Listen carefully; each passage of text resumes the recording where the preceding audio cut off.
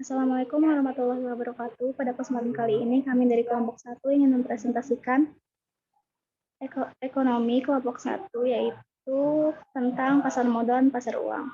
Sebelum kita mulai, saya akan memperkenalkan siapa saja anggota dari kelompok 1. Ada Aditya Pratama, Ahmad Baihaqi, Alvaro Atalasya, Fatur Rahman, Riflianur Anggraini, Kurniawan Bagus, Marisa, Muhammad Darel, Nurul Afifah, dan saya sendiri yaitu Siti Aras. Next.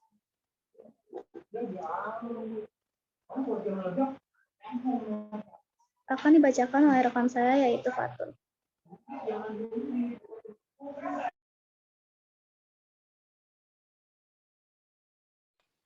Bab 6. Lembaga Jasa Keuangan dalam Perekonomian Indonesia. Next. Pasar modal. Pasar modal adalah tempat bertemunya permintaan dan penawaran surat-surat berharga atau pasar yang memperjualbelikan surat-surat berharga jangka panjang sebagai bukti kepemilikan perusahaan seperti saham dan obligasi. Pasar modal adalah kegiatan yang bersangkutan dengan penawaran umum dan perdagangan efek perusahaan publik yang berkaitan dengan efek yang diterbitkan, serta lembaga dan profesi yang berkaitan dengan efek. Next. Fungsi pasar modal. Fungsi ekonomi, menyediakan fasilitas atau wahana yang mempertemukan dua kepentingan, yaitu pihak investor memberi pinjaman tender dan pihak yang memerlukan dana pinjaman atau borrower menyediakan fasilitas untuk memindahkan dana dari tender ke borrower. Fungsi keuangan, memberikan kemungkinan dan kesempatan memperoleh imbalan atau rentur bagi pemilik dana sesuai dengan karakteristik investasi yang dipilih. Selanjutnya akan disambung oleh rekan saya yaitu Baihaqi. Peran pasar modal sebagai sarana bagi pendanaan usaha atau sebagai sarana bagi perusahaan untuk mendapatkan dana dari masyarakat pemodal investor. Menjadi sarana bagi masyarakat untuk berinvestasi pada instrumen keuangan seperti saham, obligasi, dan reksadana. Lembaga penunjang pasar modal, kustodian Biro Administrasi Efek, wali amanat pemeringkat efek. Pihak yang memberikan jasa penitipan efek dan harta lain yang berkaitan dengan efek serta jasa lain, termasuk menerima dividen, bunga, dan mewakili pemegang rekening yang menjadi nasabahnya. Selanjutnya akan disambung oleh rekan saya Irfia. Kemudian akan disambung oleh rekan saya yaitu Marisa. Lembaga penunjang pasar modal. Biro Administrasi Efek adalah pihak yang berdasarkan kontrak dengan emiten melaksanakan pencatatan pemilihan efek dan pembagian hak yang berkaitan dengan efek.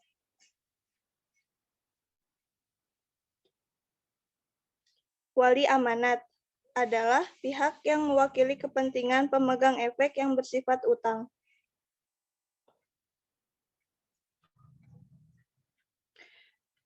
Pemeringkat efek adalah pihak yang bertugas memberikan peringkat terhadap efek utang, baik jangka panjang maupun jangka pendek yang akan diterbitkan. Next. Profesi penunjang pasar modal yaitu akuntan publik, notaris, penilai, dan konsultan hukum.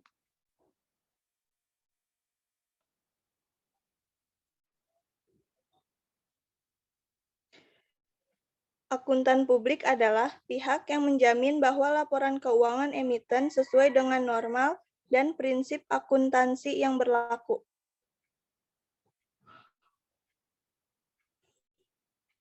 Notaris adalah pejabat umum yang berwenang membuat akta anggaran dasar atau akta perubahan anggaran dasar, termasuk pembuatan perjanjian emisi efek.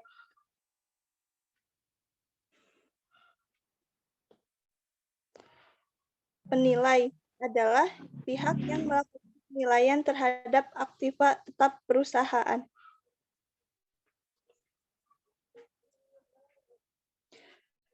Konsultan hukum adalah pihak yang memberikan pendapat dari segi hukum atau legal opinion mengenai keadaan emiten. Kemudian yang selanjutnya yaitu instrumen atau produk-produk pasar modal. Yang pertama ada saham. Saham adalah sertifikat yang menunjukkan bukti kepemilikan atau tanda penyertaan seseorang atau badan atas suatu perusahaan tertentu. Jenis-jenis saham ada 7, yaitu yang pertama ada saham biasa atau common stock, adalah tanda penyertaan modal seseorang atau instansi dalam suatu perusahaan. Yang kedua ada saham preferen atau preferred stock, adalah penyertaan modal atau kepemilikan perusahaan pada tingkat terbatas. Yang ketiga ada growth stock, adalah saham yang memiliki pertumbuhan atas pertumbuhan rata-rata. Yang keempat ada cyclical stock, adalah saham yang pertumbuhan pendapatannya sama atau di bawah pertumbuhan ekonomi secara keseluruhan. Yang kelima ada defensive stock, adalah saham yang secara umum bertambah pendapatannya pada rata-rata atau di bawah rata-rata, tetapi tidak sensitif atau sangat sedikit dipengaruhi oleh bisnis. Yang keenam ada value stock, adalah saham yang mempunyai harga pasar lebih kecil dari nilai bukunya. Artinya rasio harga saham terhadap pendapatan kecil dibandingkan dengan rasio pasar. Dan yang terakhir ada aggressive stock, adalah saham yang memiliki risiko tinggi. Artinya saham akan mengalami kenaikan yang lebih tinggi dari kenaikan pasar jika pasar naik. Sebaliknya, saham akan mengalami penurunan yang tajam jika pasar turun. Next.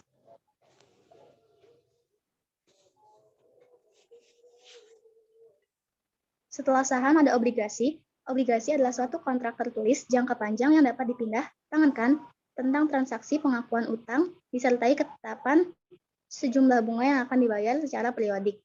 Jenis-jenis obligasi ada 3, yaitu kolateral adalah obligasi yang jika perusahaan tidak dapat membayar sejumlah uang dengan nominal yang telah ditentukan, perusahaan tersebut menyediakan aset milik perusahaan sebagai jaminan.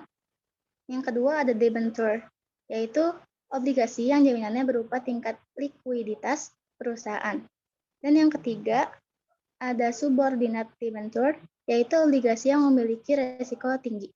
Dan yang terakhir ada obligasi hipotek, yaitu obligasi yang dijamin dengan aset tertentu dan biasanya disebut secara jelas. Contohnya seperti tanah dan gedung. Selanjutnya akan disambung oleh rekan saya, yaitu Irvia.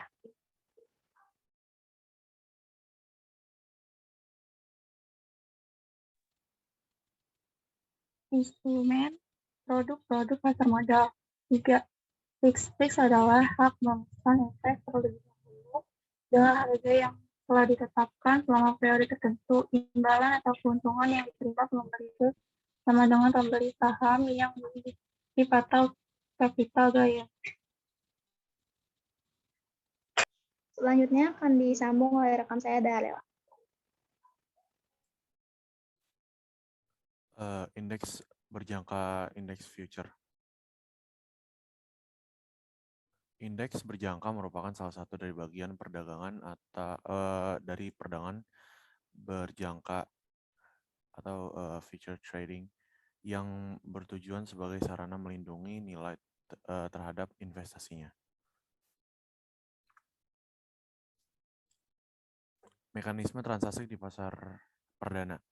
Pasar perdana disebut juga dengan Initial Public Offering, IPO, yaitu pasar tempat perusahaan atau emiten pertama kali memperdagangkan saham atau surat berharga lainnya untuk masyarakat umum. Mekanisme transaksi di pasar modal.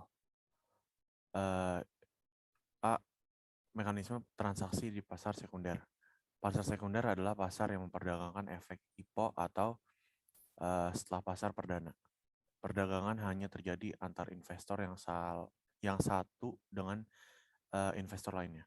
Transaksi ini tidak lepas dari fungsi bursa sebagai lembaga fasilitator perdagangan di pasar modal.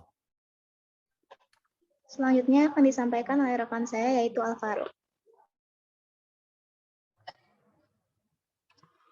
Perbedaan pasar perdana dan pasar sekunder. Pasar perdana yaitu harga saham tetap tidak tidak dikenakan komisi. Hanya untuk pembelian saham, pemesanan dilakukan melalui agen penjual dan jangka waktu terbatas. Sedangkan pasar sekunder, harga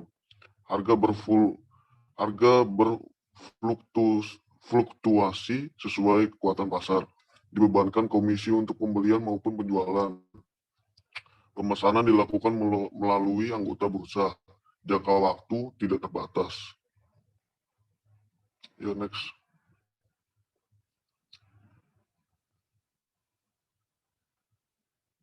Investasi di pasar modal. Dividen.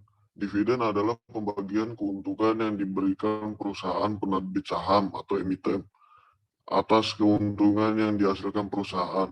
Dividen diberikan setelah mendapat persetujuan dari pemegang saham dalam rapat umum pemegang saham RUPS. Capital gain adalah selisih antara harga beli dengan harga jual. Capital gain terbentuk dari adanya aktivitas perdagangan saham di pasar.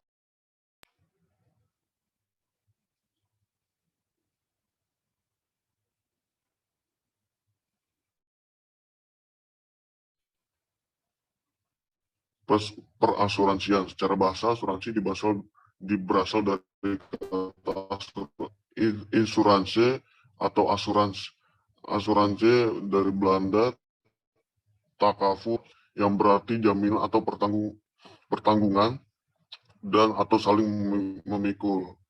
Secara istilah, pasal 246 Kitab Undang-Undang Hukum Dagang KUHD menjelaskan bahwa asuransi adalah suatu perjanjian dengan mana seorang penanggung mengikat diri kepada seorang tertanggung dengan menerima premi untuk memberikan penggantian kepadanya karena suatu kerugian, kerusakan atau kehilangan keuntungan yang diharapkan, yang mungkin akan dideritanya karena suatu peristiwa yang tertentu. Fungsi perasuransian. Fungsi utama dari asuransi adalah sebagai mekanisme untuk mengalihkan risiko, yaitu mengalihkan risiko satu pihak kepada pihak lain. Peran perasuransian. Memberi pertanggungan jika di kemudian hari terdapat risiko yang menimpa peserta program asuransi. Kemudian akan disampaikan oleh rekan saya yaitu Kurniawan.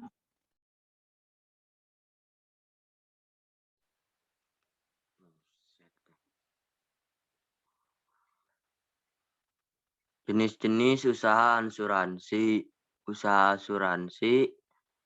1. Usaha asuransi kerugian, penanggulangan risiko atas kerugian, kehilangan manfaat, dan penanggung jawab hukum kepada pihak ketiga yang timbul dari peristiwa yang tidak pasti.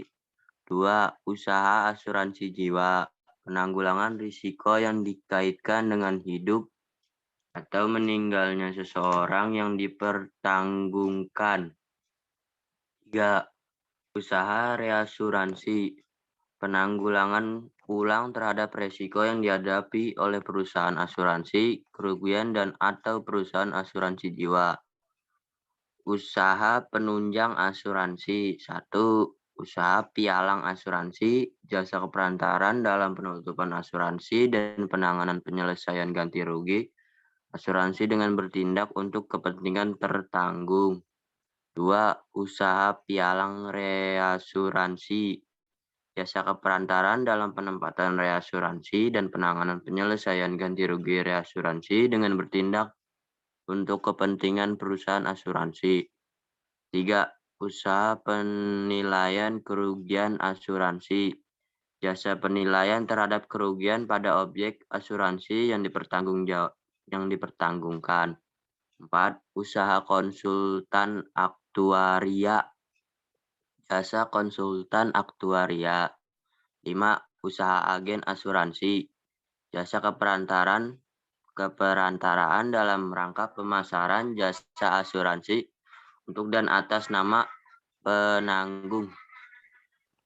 Kemudian akan disambungkan oleh rekan saya yaitu Nurul. Prinsip kegiatan usaha. Prinsip kegiatan usaha asuransi secara umum dibagi dua, yaitu asuransi dengan prinsip konvensional dan asuransi dengan prinsip syariah. Menurut Salim Saladin 2000, terdapat beberapa kelemahan asuransi konvensional yang menjadi bagian dari faktor pemicu lahirnya asuransi syariah. Faktor-faktor tersebut diantaranya sebagai berikut. A. Adanya unsur ketidakpastian, dikarenakan tidak ada batas waktu pembayaran premi. B. Adanya unsur judi. C. Adanya unsur riba.